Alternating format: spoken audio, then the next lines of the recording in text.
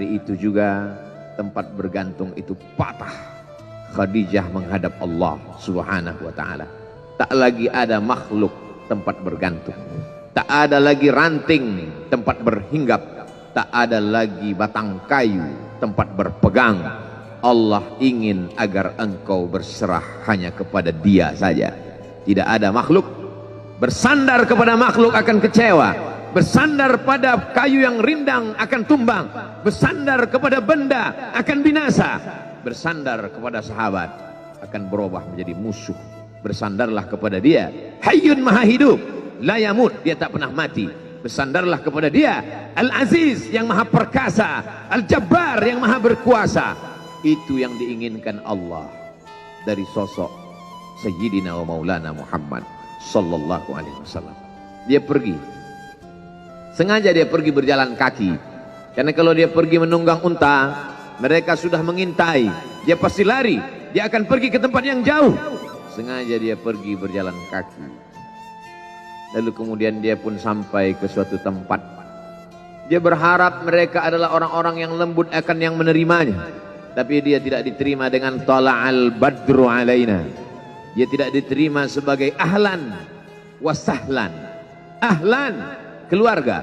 Kau datang kami sambut sebagai keluarga. Sahlan, mudah. Kau datang urusanmu mudah. Ahlan wasahlan. Tapi dia tidak dianggap sebagai keluarga. Dia tidak dianggap sebagai sahlan. Dia dianggap sebagai musuh. Dia dilempar dengan batu. Dia dilempar dengan kayu. Dia dilempar dengan tulang onta. Apa yang dia lakukan? Dia bersembunyi di balik bukit. Dia angkat kedua tangannya. Ilaika ashku dha'fa quwwati. Kepada engkau saja aku mengadukan kelemahanku. Wa qillata hilati, ketidakberdayaanku.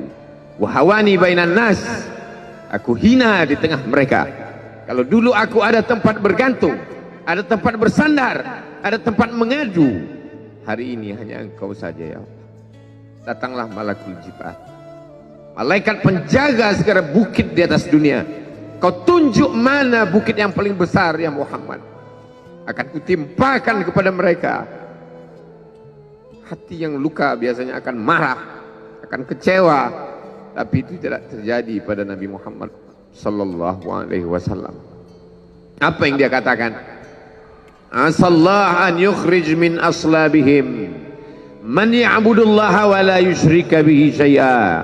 Ya Allah, keluarkan dari tulang sulbi mereka, keluarkan anak cucu mereka yang akan menyembah engkau. Tidak ada satupun yang akan mempersekutukan engkau di atas muka bumi ini. Doanya dikabulkan, hatinya susah, pikirannya kacau, tapi lidahnya tidak berkata-kata kasar. Dia doakan agar anak cucu mereka menyembah Allah. 100% penduduk Taif hari ini bersyahadat asyhadu an la ilaha illallah wa asyhadu anna Muhammadan Rasulullah. Doa orang yang teraniaya, doa orang yang terzolimi. Dia berhenti di sebuah kebun.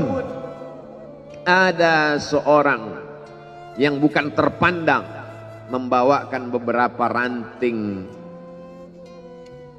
anggur sebagai pelipur lara, penghilang haus, pelepas dahaganya. Ketika anggur itu akan masuk ke mulutnya, dia berkata Bismillahirrahmanirrahim, atas nama Allah.